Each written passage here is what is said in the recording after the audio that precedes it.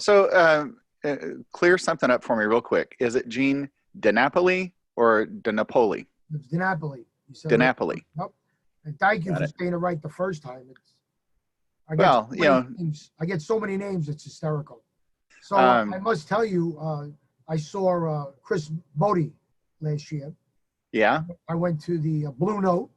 He does an entire month at the Blue Note. And I went with some friends, and I happened to bump into him upstairs by the dressing room. I found him to be one of the most charming men that I've come across. And when the show started, they never put his microphone on.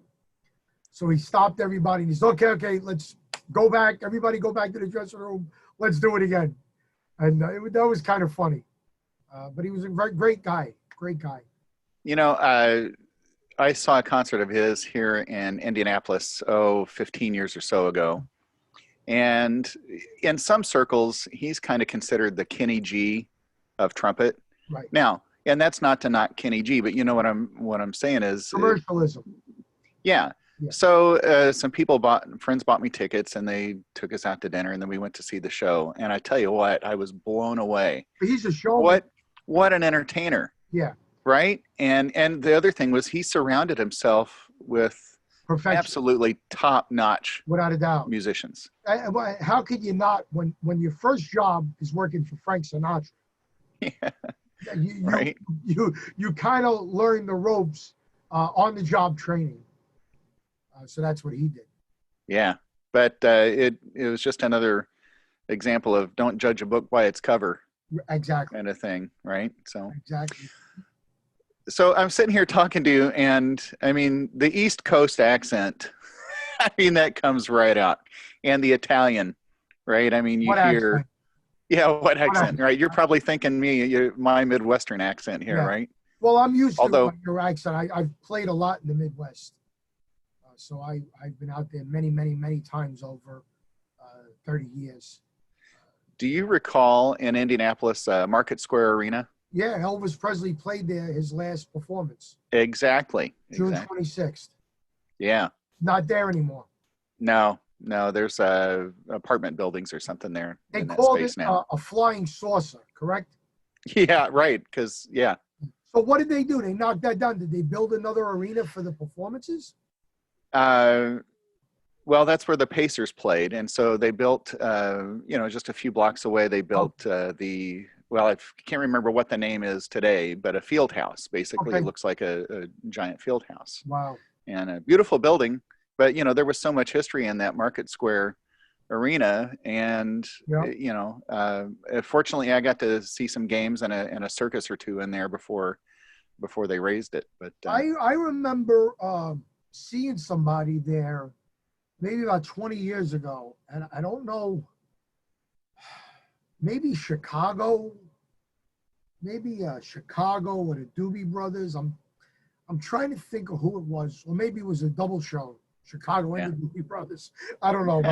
My mind is a little shot. Yeah.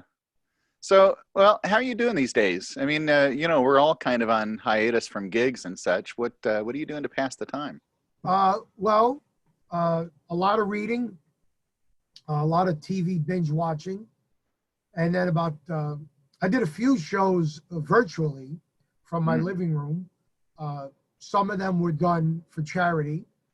I'm involved in a couple of organizations. One is a visually impaired organization called Visions, and we had hoped to raise $1,000 in 90 minutes. We raised $5,700 in 90 minutes. That's fantastic. That was great. And then the next one I did was for the Kiwanis Club in Long Island, and we raised close to $1,500 in an hour. Wow. And then when I do a lot of nursing homes and hospitals, and when they realized that we weren't going to be able to go back in, they started to bring in their technical crew and figure out how we could do a Zoom show and stream it to the individual rooms of the hospitals and nursing homes. So over the past 2 months, I did maybe 4 or 5, but I was doing 4, 5, 6 a week. Wow. So 4 or 5 in 3 months is not anywhere near No. what I'm used to. And a couple of restaurants that I play in have opened up their backyards with tents and social distancing to for me to perform in, because I'm very lucky, knock wood. I have a good following here in New York. And when I play, I normally draw 80, 90, 100 people, 80 people. Mm-hmm. So, and the businesses are hurting. So we've done that, not as often.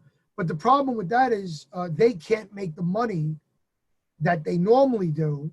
So how do I charge them what I normally charge them? So I'm actually working twice as hard to make the same money. Yeah. And then I'm developing a few television shows. I got picked up by a branding and marketing company, and I'm going to be doing a restaurant review and a wine review show. They wanted a regular guy's look at restaurants. So they saw one of my podcasts where I said my wife and I go out 6 nights a week to eat. And I know what I want. I want cold water and warm butter, not warm water and cold butter. So this woman saw it, did some due diligence on me, looked me up, and they signed me to a contract to develop a few shows where I would be the host. And so we're going to do a restaurant review called Shut Up and Eat with Gene Dinapoli. Right? That's great. we have, and the premise of that is I go into a restaurant, I talk about the restaurant and the owners. I go in the kitchen, I try to cook, I eat, and at the end of the show, I say, you know, Larry, you got a great restaurant. But you know what time it is? It's time to shut up and eat. And we scream and we yell, and then I put the speaker up on the table, and we sing a few songs.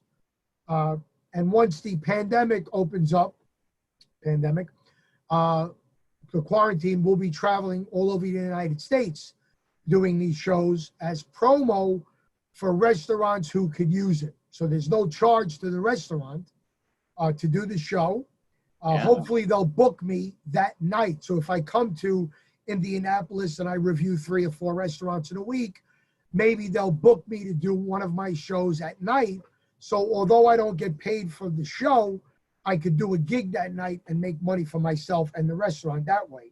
Right. And then the wine show will be Wine Time with Gene Dinapoli, which is going to be a wine tasting show and education show with myself, distributors, and a sommelier, which I'm not a sommelier, but I do like my wine.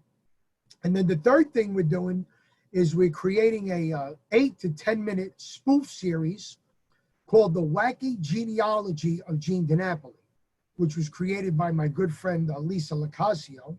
And Lisa came up with a great idea because my family has been very involved in different aspects of Italian history and my life, my ancestors. So she thought, how fun would it be for me to wake up in the morning, go to my computer, hit the ancestry.com or genealogy.com, and find out that my great-great-grandfather hosted the first Thanksgiving. And we do a flashback, and then here I am in the pilgrim outfit, and instead of a turkey, we're serving lasagna and sausage meatballs. And and my wife says, oh, I invited the neighbors, and they're Indians. And I say, Indians? What do we got to make? Curried turkey? And she goes, what do you mean? Well, they're from India. No, they're from America. Well, if they're Americans, why do you call them Indians? And then they walk, and it's a spoof. And then we have one about Christmas where Santa Claus gets sick and he calls me, his cousin Nicole that lives in Italy, to take over the route. And I show up with my reindeer, Bruno, Vito, Carlo, Gino, and we fly around the world. And instead of delivering presents, we deliver supersades, mozzarellas, all that stuff. And then instead of the children leaving me milk and cookies, they leave me cannolis and espresso. So we're going to be doing these spoofs. But the main focus of these spoofs are not only the food aspect, but the family aspect. So no matter what the spoof is, the end result is we come together in unity, whether it's as a family or with other nationalities. My daughter comes home and says, Dad, my boyfriend, I'm seeing a guy. Could he come over for Thanksgiving? Sure. Where's he from? Jamaica. And I Jamaica, Queens. And he walks in and he's from Jamaica, the country. You know, and so I'm a little bit of an Archie Bunker, Ralph Cramden type character. Right. But at the end, it's a very accepting show, which I think in today's day and age, we need to show unity, not dividedness. Yeah, what a great concept. What a great message, too. I can't wait to see that. I think that'll be fantastic. It's going to be fun. And you know, as you found me here for this wonderful show you do, I do a podcast on Monday nights, and we interview different celebrities and singers and actors. We had Tito Puente Jr. on this past Monday, and we had over 1,500 live viewers. Wow. That was live, which was largely due to Tito. But in the coming weeks, we have a lot of Italian artists, local and celebrity. We have Joey D, who's like a family member to me. He had a hit called The Peppermint Twist in 1961. We have Vito Piccone, who had a big hit called Little Star, 1958. I have a local singer named Christina Fontanelli. I got Aaron Caruso. I got an actor named Tony Darrow, who you might remember in Goodfellas got hit in the head with the bottle by Joe Pesci. So I'm calling on a lot of my friends, a lot of people I've worked for to do this for me.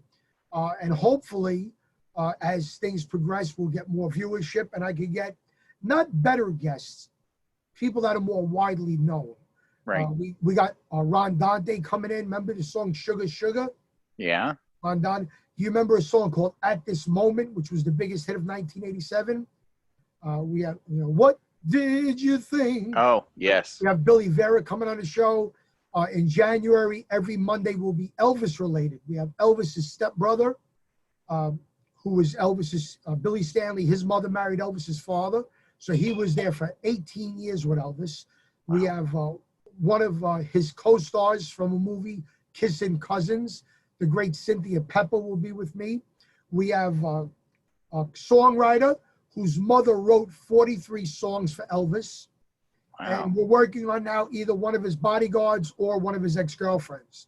And so that's going to be January. And every week we do it. And now I'm getting asked to do other shows, like shows on local celebrities, shows on Elvis guys, like I was. See that picture right there? Oh, yeah. I started doing Elvis 40 years ago. And there's so many out there that don't get to tell their story of how they got into it or what they did. So we might start a podcast called Keeping the King Alive, where every week I interview different Elvis guys. It's entertaining, positive message, which I think this country, this world needs right now is a lot of humor, a lot of positivity, and a lot of entertainment. Yeah, I agree. So here's a quick question for you. Would you prefer to be called an Elvis impersonator or an Elvis tribute artist? Well, I was never called an impersonator. I actually have a poster from 1987 where I called myself a tribute because in the dictionary, the word impersonate means to assume the role of. I never wanted to be Elvis Presley. I only wanted to be myself doing a show or a tribute. So as far back as I know, I am the first person to use the word tribute.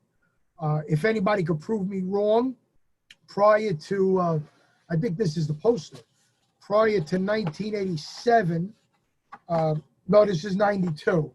And I don't know if you could see up here, yeah, it says New York's #1 rated tribute artist. Yeah. Now, my mother gave me that #1 standing, of course. But, mothers, they love their sons. But I believe I was the first person to ever use that moniker. So in terms of what I like to be called, I like to be called an entertainer that does various things. But there is still some people who use the word impersonator, and I don't denounce it, but it's not what I do. There are some guys out there that want to be Elvis. They live the Elvis even when they're not doing the show. They go to supermarkets with the hair done and puffy sleeve shirts and leather pants in the middle of summer because they want to be noticed.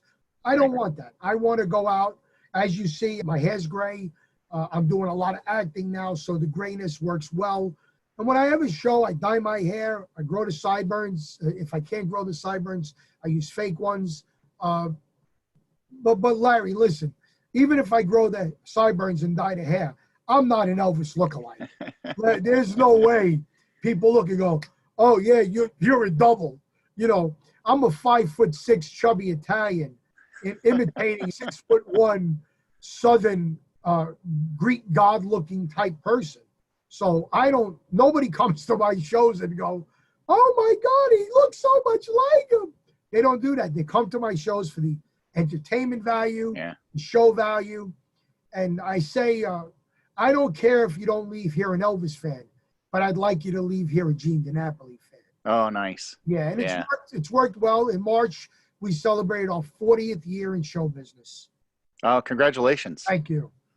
So let's see. So 1980. Right? 1980. Thank goodness that's easy math for me today. Right. So. Well, the funny thing was the first time I stepped on stage was March 14th, 1980, at the age of 14. And the last show I did before the virus shutdown was March 14th of 2020. Yeah. Well, let's hope it's not March 14th of 21 before you start back up again. We've done some little shows, but like I said, it's very hard. You can't advertise them big. The places are social distancing, so they can't have 150 people where they used to. Now they're down to 40 and 50 and 60. But I think if we keep something going, it'll keep people happy. And that's the key. That's the key. So, doing my math correctly, you were born in 66. Yes, sir. Me too. You were too? Yeah. All right. Yeah. When's your birthday? May 6th. All right. I'm January 4th, and I was supposed to be a New Year's baby, and my father threatened my mother and said, don't you ruin my New Year's plan. So I was born on the 4th, and then when I got into Elvis, I said to my mother, I said, Mom, couldn't you hold off for 4 days? Because if I would have been born on Elvis's birthday, how cool that would have been. And my mother said, listen to me, I was making dinner and your leg popped out and that was it. We had to go to the hospital. So, but it was fun to be born right so close to Elvis. So did you ever get to see him live? No, I was supposed to go see him August 21st in Long Island, and he passed away on the 16th. Wow. You know, when I was a kid, I never knew there were such things as concerts. I thought TV shows and concerts were just for TV. So when he played Madison Square Garden, I was 6 years old. I didn't know there was a concert. When he played Long Island in 73, I didn't know you could go somewhere and sit and watch. I mean, I went to the circus, but the circus was, that was an event. I didn't know that I could have asked my mother or father, said, hey, take me to see Elvis. And they might have, probably would have, but no, I never got to see him. So you had albums, right? 45s, 33s, 8 tracks. I mean, what was your introduction to him? My introduction was, remember back in the 70s, we had these big console TVs. Oh, yeah. And they had the record player, the 8-track, and they had, like your maid would live in there, right? So I was watching a Yankee game. I was a big Yankee guy. Greg Nettles. I was a third baseman, Greg Nettles. And I turned the knob so fast that I broke the plastic knob off. So I went to what's called the junk drawer, where we had everything in the junk drawer. And I got the metal pliers, right? So picture this. Here I am. I'm running to a TV with metal pliers, and I'm about to stick them in where the knob goes. And on comes the announcer. It was the 4:30 after school movie. And it says, we now return to Girls, Girls, Girls, starring Elvis Presley. And there came Elvis singing Return to Sender. And I was glued. And I said, wow. And I looked at my grandfather and I said, Pop, who's that? And he goes, oh, that's Elvis Parsley. Parsley. Right. So I never watched, I watched the whole movie. I was intrigued. And I said, wow, this guy's, he don't have one girlfriend. He's got 2 girlfriends. So the next day, I asked my mother, I was, I think 5 or 6. So it was either 71 or 72. I asked my mother to drive me to a local record store. And I bought Elvis Live in Las Vegas. Oh. And I wore it out. Yeah. I wore it out. So I asked her to bring me back. And then I bought all the good all the popular records were gone. So I wound up buying all the movie soundtracks. Fun in Acapulco, Girls, Girls, Girls, GI Blues. So when I would practice in my room, that's what I would practice to, lip syncing all the movie stuff. And I did that for many years. But I had everything. I had 8 tracks. I remember walking down my block with a cassette recorder, and I had Elvis on one side and Kiss on the other side. And when my friends would come by me, I would flip it over because I didn't want them to know I was listening to Elvis. That's great. The Kiss. And then I got to a point where I just didn't care. And it's funny because I didn't realize that I would bring people into my house even before I started singing to show my collection. I mean, I had posters, the ceiling, the walls. I had plates. I had everything imaginable. And people today say, oh, I remember when we were 11 years old and I came to your house, you showed me your collection. I said, really? I brought you into my room? I didn't remember this. And then I practiced. I had my mother's broom around my neck. I had a big mirror, and I had an attic bedroom.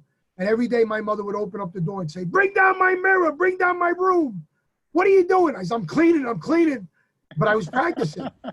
And then when I got on stage at 14 and I started doing all the moves, my stepfather said to my mother, that's what he's doing upstairs every day. Oh, that's great. Because nobody knew what I was doing. So the movies, I guess, the only thing you have to see, right? I mean, but he's not doing his dance moves in those the way he was on stage, was he? Well, he actually was being very animated. Elvis in the 50s moved his hips. Elvis in the late 60s and 70s moved his arms. He did a lot of karate. He did a lot of, majestic moves. So it's funny when you're an Elvis guy like me and you're doing blue suede shoes or you're doing Heartbreak Hotel, even if you're in the jumpsuit, you tend to do the moves that he did in the 50s. And as a 54-year-old man, it's a little more rougher. Yeah. So if there's one thing I remember the first time I saw anything about Elvis was the smile, right? I mean, that was like, it was infectious. And even in, the late stages, when he was bloated and, people knew that he was in trouble, it was still there. There are 2 things you never lose with weight. Your smile and your twinkle in your eye. And I've seen pictures of Elvis at the end in 76 when he was really big. Of course, he's doing a show, his hair's messed up. Somebody takes a bad picture, right away it's the drugs. Well, Elvis in 1969, when he was perfect, would look bad in some pictures because of the lights and everything. But when he was at his heaviest, if you caught that right angle and he smiled, there was a twinkle, you knew that the young Elvis was still in there. And it still came out.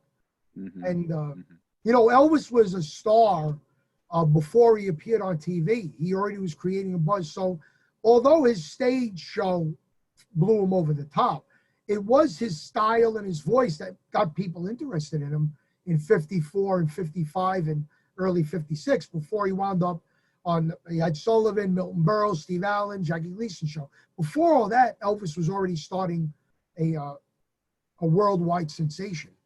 Mm-hmm. At what point did you realize you could actually make a living doing this? Well, a living is yeah, it's a loosely a living is synopsis with how you live. I realized when I was in my late teens that you could actually make money. I mean, I made money before that, but it wasn't as not much money. It wasn't as frequent because you could only deal with the people that you knew or the people that you had restaurants with. Today, with the internet and mass promotion, you could work 4 hours away if that restaurant or party doesn't have an Elvis. So I always made money, but I always had a job because look, I'm not a star. I don't make 10,000 a night, 5,000 a night. You know, you make 4, 5, 6, 7, 8, 900 with the band. You make a couple of thousand, but you got to pay people. So I always had a job or a business that I relied on to pay my bills. It's only in the past 20 years with the advent of internet that I realized the more you put into it, the more you could get out of it. And that's when it became a full-fledged living for me about 15, 17 years ago. Do you look at this as kind of a, well, I fell into it, I might as well just keep going with it? Or, I mean, is this a real passion? Well, I think I answered that when I told you I was in my room for 7 years. Well, yeah. Well, that was early on. You know, I was thinking later on when you decided, you know, okay, this is the direction I'm going to go. Larry, do you play trumpet? I do. Let me ask you something. What is the thrill you get when you're done and they applaud? Is it incredible? Absolutely. Right. Every time. Right. I love this business so much that if I hit lotto tomorrow and was filthy rich, I would still go out for free. Well, that's the answer right there. That's the answer. Yeah. I would do all the hospitals that I've done in the past, the nursing homes. I would do a show. I would pay somebody to set up my equipment now, because now it falls on me and my wife. But I would do, absolutely, I would do it to the day God tells me I can't do it any longer. Yeah. You mentioned band. Do you play with just a rhythm section, or sometimes do you add horns to the thing? We add horns, background singers. Sometimes I add strings like violins.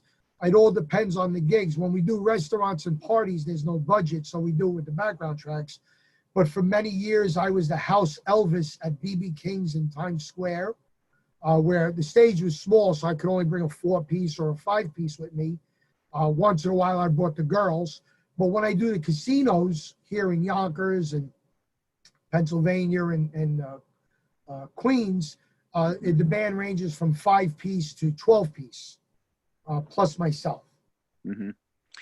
There's a guy here in Indianapolis, and I'm blanking on his name right now, but he has done, I think it's just hit 30 years that he does one show a year, and it's for a disadvantaged children's home here in town.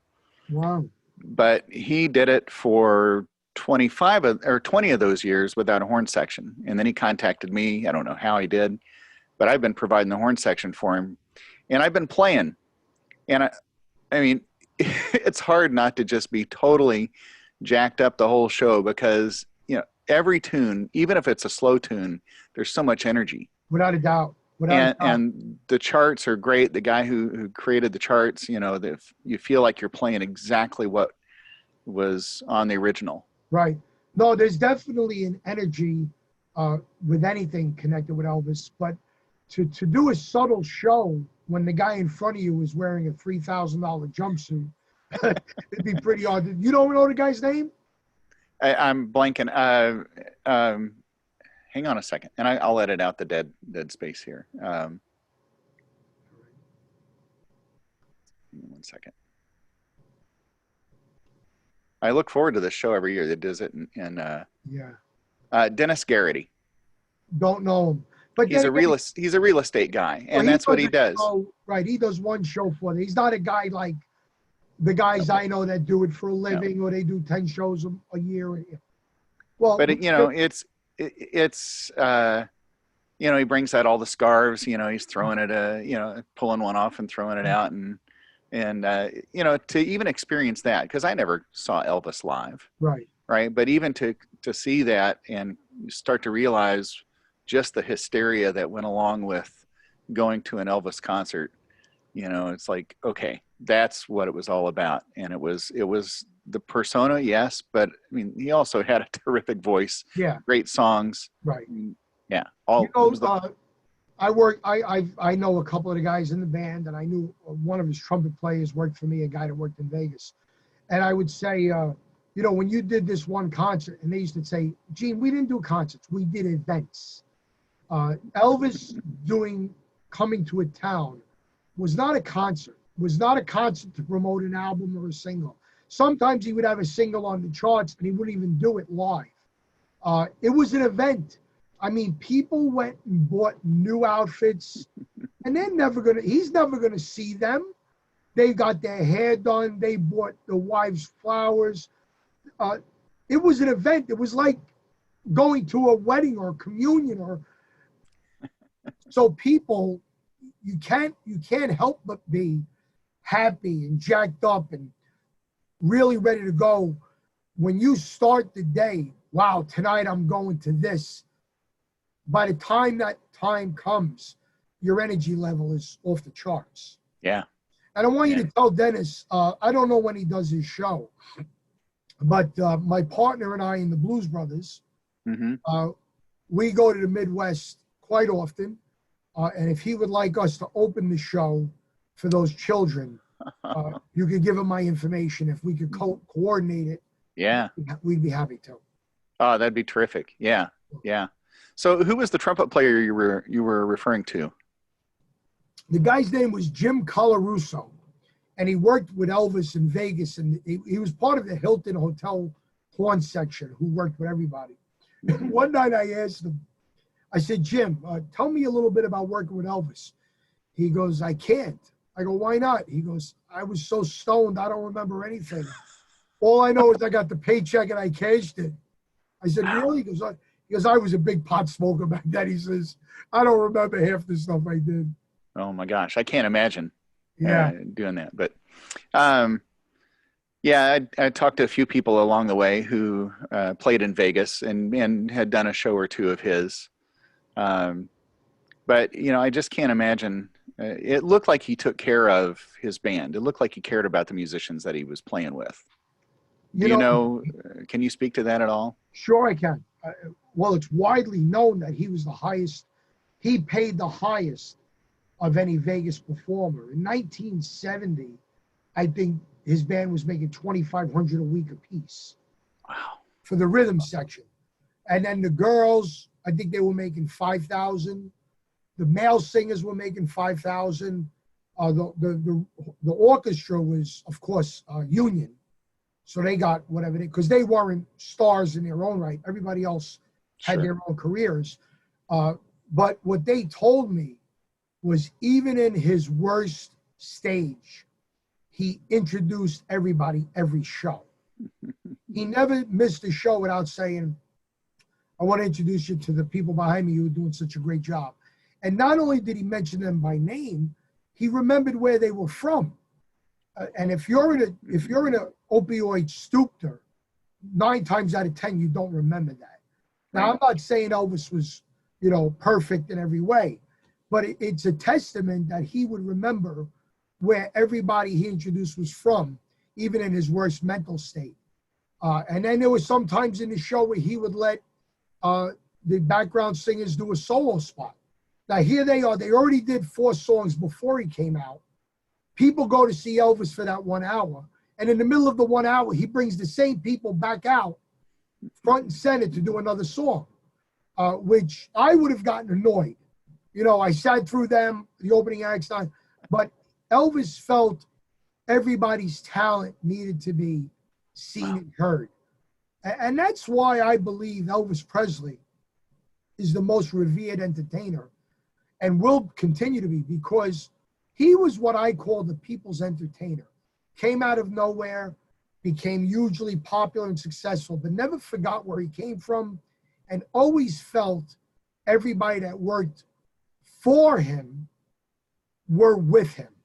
When he used to say, when he would do It's Now or Never, he'd say, well, we did a song in 1960. Nobody on that stage was with him in 1960, only him. But he gave the entire outfit credit. And I think that's why everybody is still so in love and loves him, especially the people that worked for him. You don't get them saying anything negative about Elvis.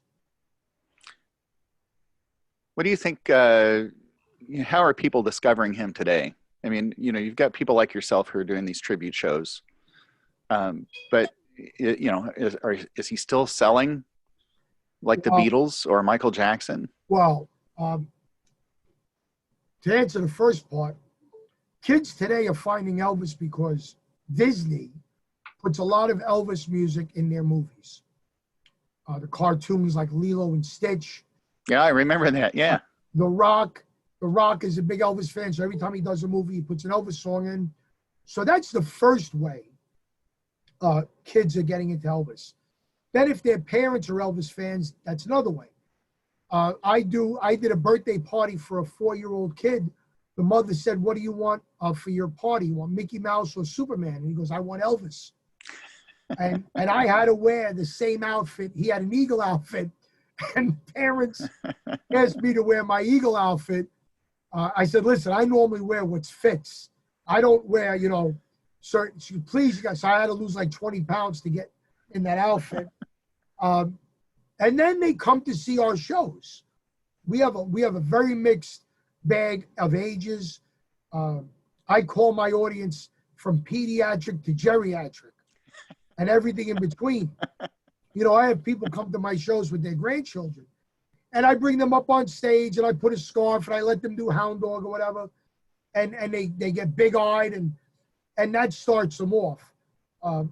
To say that Elvis is still selling, before this virus, 600,000 people a year visit his house. It is the most visited house in the United States, except for the White House. Now, I don't consider the White House a house because it's a government building. Right. So that would make Elvis. As for selling, Elvis is the second highest grossing celebrity for the past 15 years. Only the celebrities who died that year surpass him, except for Michael Jackson, who has a very big catalog. So the year that, so-and-so died, Charles Schultz, he made more money. And then he went to number 4. The year that so-and-so died, he made more money. Elvis was consistently number 2. Streaming last year in the top 10, I think it was number 8. Elvis Presley was streamed more at number 8 than living artists. So, yeah, he's relevant, and he will be for a long, long time. Do you look at any current artists and you think, oh yeah, they were an Elvis fan? Do you see? Of course, Bruno Mars. I mean, not only was he an Elvis fan, he was an Elvis impersonator, because his father was an Elvis impersonator, Bruno in Hawaii. So Bruno Mars has every attribute of Elvis and James Brown and Michael Jackson and Prince and all the great entertainers, and he wraps it up into one. Miley Cyrus, her father, Billy Ray, a huge Elvis fan. So she grew up in an Elvis household. So she had some Elvis influences. Almost every country artist, when they write their songs, if it's a fun song, they always reference Elvis. Eminem, remember Eminem, the rapper? Oh yeah. There was a song called, I think it was called Controversy. And in the song, he says, "I'm the worst thing since Elvis Presley." In terms of controversy. Billy Joel, "We didn't start the fire." Elvis Presley. So I think the new generation of everything will have Elvis influences in them. If you grow up watching Elvis movies and you become an actor, you're going to have some Elvis attributes. Mm-hmm. How can you not? How can you not? Right. An entertainer is a sponge. I know, like I said, I'm not a celebrity or a star, but I know no matter what I go see or who I go see, I always take one thing. And at some point, I interject it in my show, because if it meant that much to me, I think it can mean that much to my audience. So influence is very big in the arts. Yeah. Yeah. When you're doing a show, I imagine a lot of people are singing along.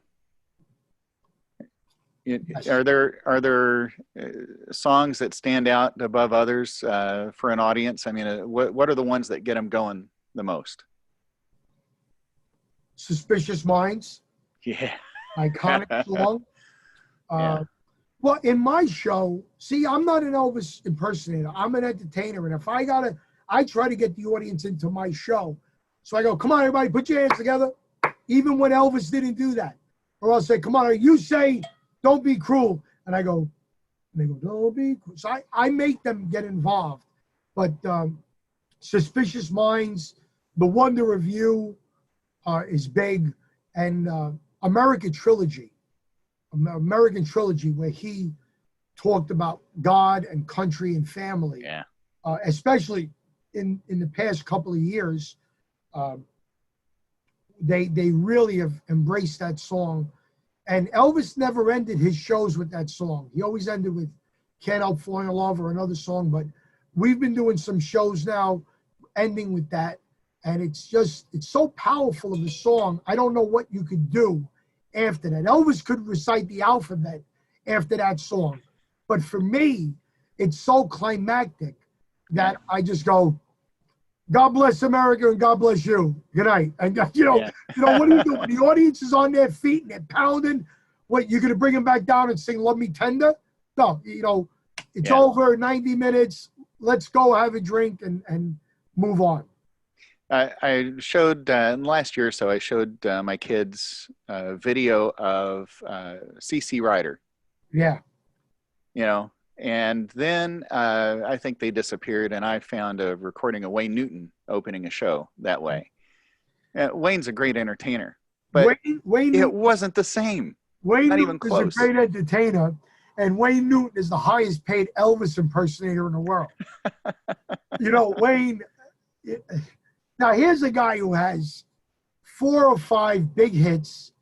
He must have made 50 albums in his career. Yet his whole show is based around covers by other artists. There was one time I went to go see Wayne in Atlantic City, and he said, okay, ladies and gentlemen, we hope you had a good time in our last song. And I went, and he didn't do Dankeschön. And I had a couple of too many drinks, and I yelled from the back of the audience. I said, do Dankeschön. And he goes, I'm sorry, we're not going to do it tonight. I said, if you don't do it, I'm going to burn down the hotel. So he said, okay, listen. He said, in lieu of the arsonist, we're going to do Dankeschön. So here's a guy who had one major hit and a couple of other hits. How do you not do the song that made you in every show? Right. But no, there is something about Elvis walking out, getting the guitar. He's not even playing the guitar. It's an acoustic. It's just a scene in people's heads. Yeah. The guitar, it was on his first album, Elvis with the guitar, Vegas, 68, Aloha. When he walked out and grabbed that guitar, it was the start of something. And it's an iconic look. Yeah. Well, I'm looking at that picture right behind you. I mean, that's exactly how I see him. Yeah. Yeah, that's it. I mean, it's funny how they expect the guitar, even if you don't play it. So it's considered part of the outfit now. Yeah. Well, just like the jumpsuit, right? I mean, that's the look. Just the jumpsuit. I have so many suits and clothes. I must have 40 outfits between jumpsuits and two-piece suits and vests. But I will tell you that I'm trying to get away from that look and just be myself doing Elvis music. But the people will not let that happen. They will not let that happen. I'll wear a studded jacket with a pair of pants, and I got people in my show that go, I don't remember seeing him in that. And I go, well, it's a variation. Well, no, we want to see the $4,000 suit. I'm like, all right, come back next month. Yeah. I'm wearing a jumpsuit. Yeah. Any songs that you haven't been able to work into your show? Are there some that are, and I don't know about this, too difficult to sing, or maybe you just didn't care for them? My show differs than a lot of other guys. A lot of guys will learn 25 songs and do them, and the next show they'll reverse the order. I know as a fan, as a fanatic, I know every Elvis song he did. In my show, I do about 30 songs. Wow. Yeah. It's a 90-minute show. I do the top 18 to 20, which you have to do if you don't want a mob scene. Got to do them. Then I do 4 or 5 that I want to do. Stuff that people don't realize he did. Snowbird by Anne Murray. And I Love You So by Don McLean. The Impossible Dream. You know, songs that I like. And then what I do is, which I never see anybody do, is I ask the audience if they'd like to hear something special. So my wife, who runs the controls, my music is alphabetical, and I'll pick somebody out and say, who never seen my show before? Okay, what do you want to hear? And if they pick something that's semi-popular, I'll do the whole song. If they pick something that's so-and-so, I'll do 2 verses and a bridge and we'll fade it out, because then it'll get the people bored. And I don't want to do that. Yeah. But I'm very lucky, Larry, where I was the same height at 12 years old that I am now. I never grew. I'm 5'6.5" for a long time. And my voice matured very early. So once again, I'm not a great singer, but I am an entertainer. So I will do any song that they ask for. I'll do it with caution because I don't want to embarrass myself. Sure. But no, there hasn't been any songs in the Elvis catalog that I haven't attempted or tried at home where I say, okay, I can't do that. You know, I do it and I say, look, you didn't pay to get in, so if I don't do a good job, you can get refunded your money. Right. So quick left turn over to Belushi. Yeah. When did that come about? That came about, it's got to be 15 or 16 years at the suggestion of a friend.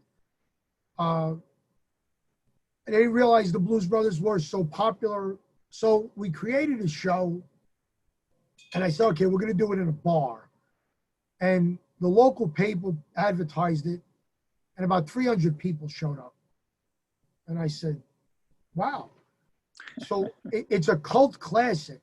Oh, yeah. And it's fun music. You know, the Blues Brothers have no slow songs. So when we do that show, it's 45 minutes at best, because there's not only fast songs, there's a lot of choreography, a lot of moving. I do cartwheels, not often, but I do the cartwheels. My partners, I have 3 partners, depending on where in the country or who's available. And it's a very winded routine for Elwood because he's constantly moving. But people like it. And in the past couple of years, we've gotten as many requests to do parties as the Blues Brothers as we have as Elvis, because it's an iconic movie. And people just seem to have and that's something I could say, come on, everybody on the dance floor. Yeah. You know, with Elvis, I like to be a show. Like, you sit, you admire my outfit, you watch the show. You know, if you want to dance to Blue Suede Shoes, yeah, go right ahead. But, you know, don't dance all the time, because what am I wearing this suit for if people can't appreciate the workmanship? With the Blues Brothers and the other stuff I do, the Sinatra and the Bobby Darin and the Engelbert and the Dean Martin and the doo-wop, I encourage dancing. Because with stuff like that, the more sweaty people get, the more they remember you. You know, when I was a DJ, I would save my best music for the last 20 minutes. Because if they were on that dance floor when they were leaving a party or leaving a wedding, you were the greatest thing since, you know, cream cheese. Yeah. So is Blues Brothers to a track, or do you have a band for that one too? Once again, both. Both. Once again, both. We try to use the live horns as much as we can, because that's a very horn-based show. Well, I can't imagine doing many of the moocher without the They're trumpet doing in there, right? And I created a show where I bring in there's a guy named C.P. Lacey, and he does 40 characters. So he'll do a show with us. He'll open up as Cab Calloway doing Minnie the Moocher. We come out, we bring him out as Ray Charles. We do more. We bring him out as James Brown, and then we end together. We used to have a girl that did Aretha Franklin. So we did like a Blues Brothers review with that show. Yeah, it's very horn-based. But when I can't use the big band, I have a second keyboard player who's just for horns. The same with the Elvis. The Elvis horns, with the 70s material, with the Burning Loves and the My Ways. And you need that bombastic sound. Oh, yeah. Yeah. Bones Malone, who was in Blues Brothers, of course, was with Paul Schaefer's band. Yep. Well, I don't know if Paul still has a band since Letterman quit, but yeah, he's one of the people I've actually been trying to get an interview with. It just I've been in contact with him because when I had some big gigs that paid well, I wanted to use him and Lou Marini, Blue Lou, but the dates just never worked out. But I just contacted both of them to be guests on my podcast. Oh, nice. Yeah, so we'll see if they answer. I like to send messages, and then I'll send an email. And if I really want somebody, then I'll look up the phone number and I'll bug them to that point. Yeah. So, Gene, this has been great. Thank you.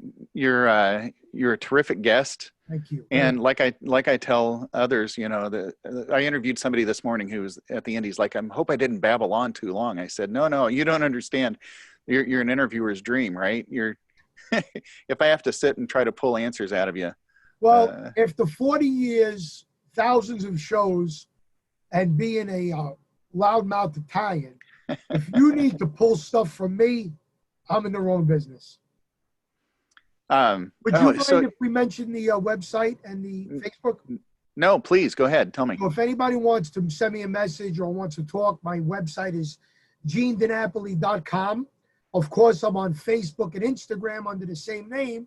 And if you want to watch my podcast, go to the Reminiscing with Gene Dinapoli page on Facebook or YouTube.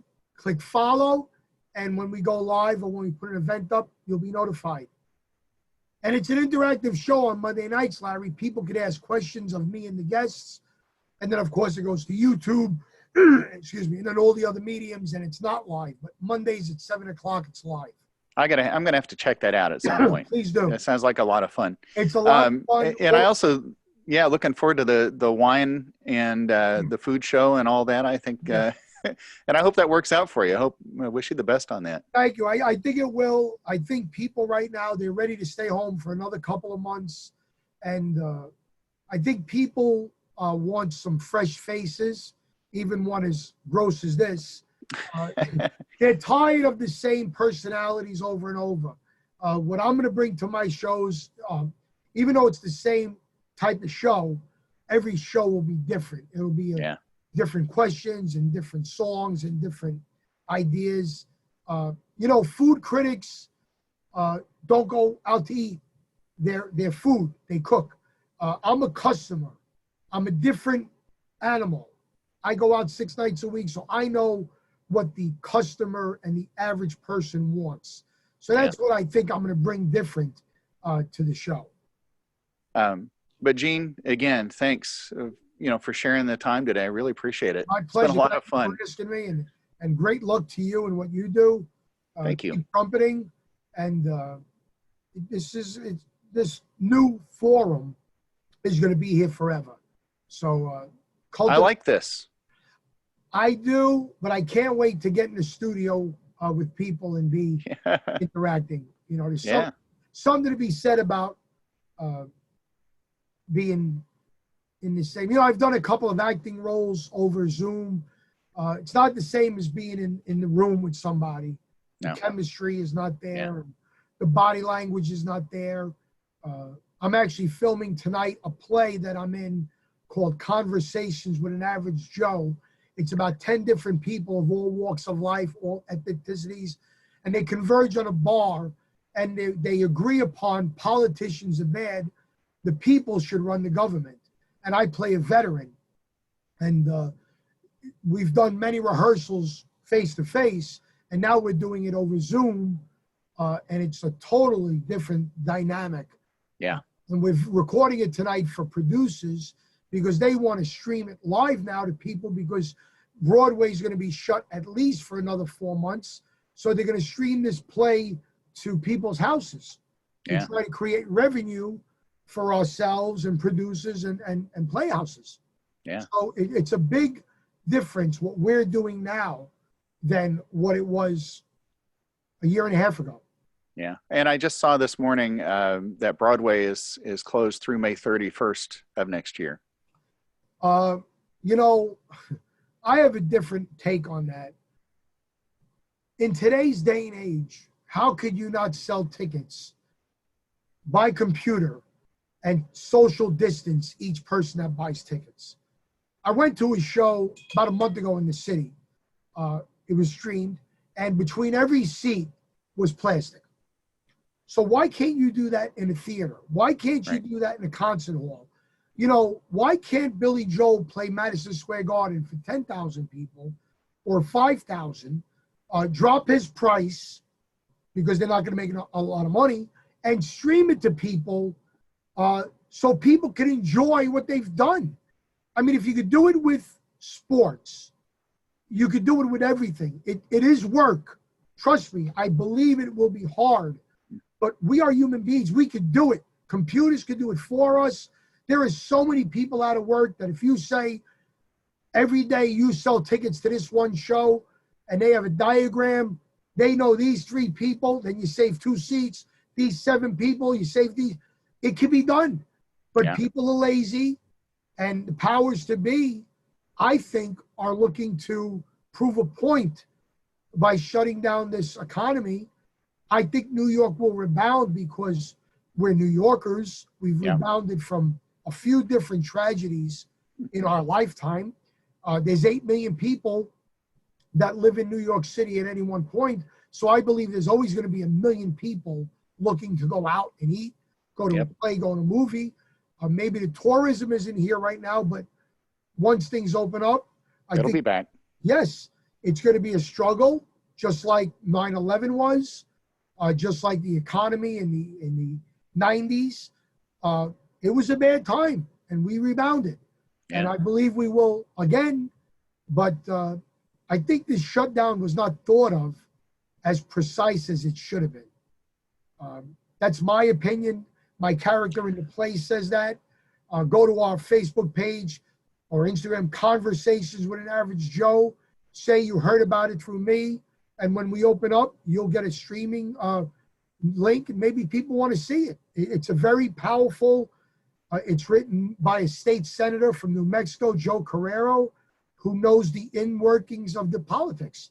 So he touches on some very touchy subjects, which we believe should be addressed the proper way. You haven't had an opening night for that, right? That's what you're talking about. Right. He's done little previews a year ago, but with this current cast, which is really powerful, we haven't done anything. Just Zoom rehearsals, and we're recording Act 1 and Act 2 to give to producers because they want to put it on streaming to create revenue.